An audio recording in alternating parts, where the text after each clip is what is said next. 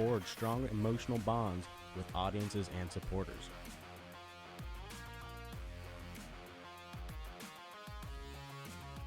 To assist brands in converting audiences into ardent fans, they adopt a fan-centric perspective that guides the way they think, create, and design.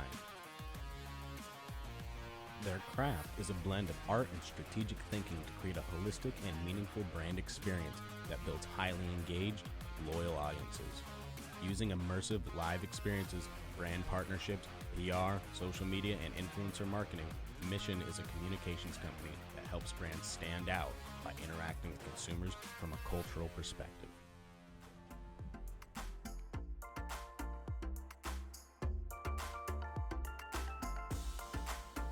You're watching America Trends. I'm Mary Burke Godwin, and I'm excited to welcome back our next guest. She is the founder and CEO of Burnout to All Out. She's an expert in LinkedIn. So I really love talking to her about that because I don't know a lot about LinkedIn. So Dr. Melissa Henault, welcome back to America Trends. Hey, I'm so glad to be here and it's good to see you again. Great to see you. Love the yellow on you. Looks so good. Thank you. Thank you. So before I dive into LinkedIn specifically, I did a little perusal of your social media Instagram account, and one stood out to me, and it said, "Nobody gives a blank what you're selling," and Yes. I loved it. I thought it's so true because we're all on social media all the time, but we don't want to be sold to. We don't care about your products. We want to see dance videos or dog videos or whatever it might be, whatever you're into, right? So, but everyone thinks their product is what everyone wants to see. So they talk about their products. But so talk to me about this concept of, nobody gives a S about what your product is. Well, it's so timely because I just got done with a total 9-day training on this. And what I will speak to is that people truly buy and people invest in you. There are, I'm a LinkedIn expert. There's like 12,000 LinkedIn experts out there. Maybe not 12,000, but there's a number of them, right? But you're the best, Melissa. You're the best. Thank you. But what I constantly tell my clients and the folks we train is that people purchase and invest in you. Whether you're a real estate agent, whether you're a financial advisor, like whatever your business, whatever your services that you're selling, at the end of the day, people want to feel connected to you. And they want to feel like they have common threads with you, that they can get behind what you stand for. And personal branding is bigger and more important than ever in 2023 in how we do business, whether you're a CEO of a big name brand or a startup company or a solopreneur. People want to know who you are authentically and be able to relate to you before they invest in you, right? They don't care what you're selling till they know that you care, right? Right. No, it makes so much sense. And I do think in this day and age too of social media, we want to feel an attachment, or like you said, a common thread or something. We want to get the sense of the brand via the higher ups, via the C-suite people, via the owner, or whatever it might be, your contact. Maybe it's the director of marketing or whoever it is. Or if it is a solopreneur business, what do they stand for? What's their overall vibe? And it doesn't have to be for everyone. It's not going to be for everyone. Not everyone's going to love that, right? You got to stick to who you are, and then the people will come to you. 100%. And that's the thing. Some people are so afraid to have something to stand for. We talk about this especially on LinkedIn with people who are in corporations and they're kind of wearing a little bit of a mask for fear of what people might think of who they truly are. But the reality is we can't be afraid of getting unfollowed for taking a stance on something we believe, because for every unfollow, you're gaining very avid followers who are aligned to what you're aligned to. And they're more likely to purchase from you they're 2/3 more likely to purchase from you if you have a personal brand and they feel aligned to it. There's a lot of great data out right now about how consumers are much more likely to purchase from someone who has a trustworthy brand that they feel aligned to. Yeah. So a couple things are coming to my mind is when let's say a brand is posting on social media, on non-LinkedIn places like an Instagram, Facebook. And I've had clients in the past that they say, well, you're not talking about all the sales points of our business. And I'm saying, well, I'm bringing up a different differentiator, but it's not the selling. We don't need to sell in every single post. And that's kind of in line with what you're saying here, right? Not every post needs to be sign up today or buy this today or come here today. It's here's who we are. Here's what we like. Here's the color. It could be as simple as here's a color scheme we like. I mean, not really, but talk to me about that. And then also then how it segues into what we post on LinkedIn.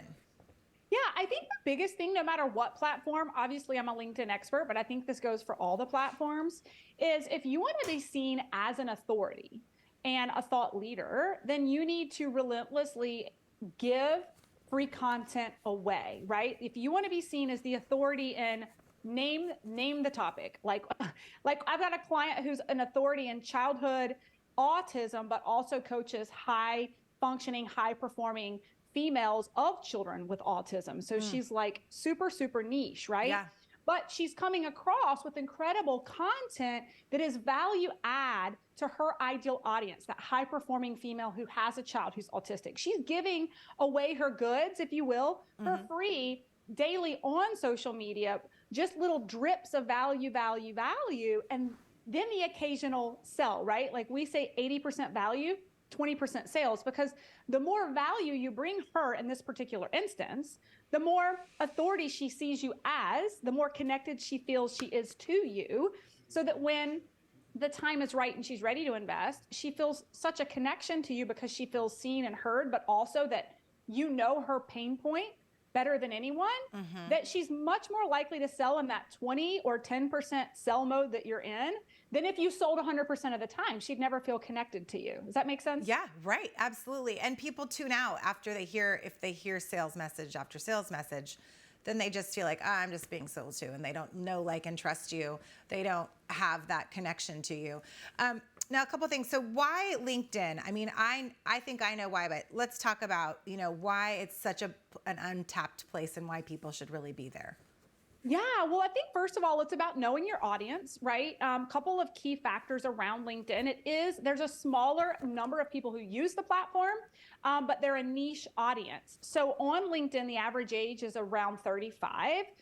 So depending on your business and who you're marketing to, it's a slightly older. I mean, if we want to use the word older, I mean, I'm 43, so I don't feel like 35 is older, but the average user on Instagram and Facebook is 21, right?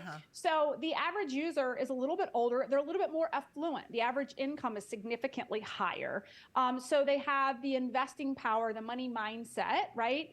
And they're also on LinkedIn for personal growth, personal development, and for networking. So if you're in a business that's in the personal growth, personal development space, it's a great platform as well. But also, I think the big thing that people don't realize, a lot of people think of LinkedIn as a historical B2B. But what they don't realize, especially in a down economy, and maybe we'll talk about this in a minute, but the activity on LinkedIn is very countercyclical. LinkedIn had its biggest revenue year ever last year, and its highest number of users ever. And you guys can fact check me on that. It's mind blowing, but it's countercyclical too. When the economy takes a dip, think about it. Every end user of the platform is kind of like second guessing their career, they're networking and looking for a plan B. The activity just starts to go up as the instability of the economy goes down. And so where you may traditionally think of your end user customer being over on Instagram and Facebook, there's actually tremendous more visibility over on LinkedIn with your branded message, your products, your service, your content, because people don't post nearly as frequently. Only 4% of users post any content on LinkedIn at all, but the activity on the platform is through the roof. So your message gets buried in Instagram by a huge audience and a lot of competitors, whereas it gets mass visibility on LinkedIn with very little competition. So your ROI on your time making the content, putting it out, is tenfold what you get on the other platforms. Yeah, that makes a lot of sense. And it's interesting also that they had such a significantly good year versus Meta, which did not. And all these other social media platforms that are reliant on the advertising dollars, and that they're totally saturated and they're just kind of lost. Before I let you go, I want to talk to you too about, personal branding and keeping that up, even if we have a good job or we're happy where we are or we're in a business that we own. we still want to keep that content going, because if you lose your job or if something changes, then you don't have to scramble and say, I got to fix my LinkedIn. It's already there, right? Yeah, you want to stay relevant, right? It's funny. I just had this conversation with a guy I'm in a mastermind with who runs his own business, but he lost a client because he said he went to check his LinkedIn account and said his LinkedIn sucked. So he like had no interest in doing business with him. Yeah. So, whether you're, whether you're a C-level executive who thinks you're going to stay in your particular role for the rest of your life or not, it's very important in 2023, whether you're in a full-time career or an entrepreneur, that you have on like an updated personal brand, and that you're just in there a couple days a week, sharing your thoughts, giving value. Sorry to cut you off, but we're out of time, so I want to have you back, and everyone can find you at burnout2allout.co. Melissa Henault, love having her on the show. We'll see you right after this quick break.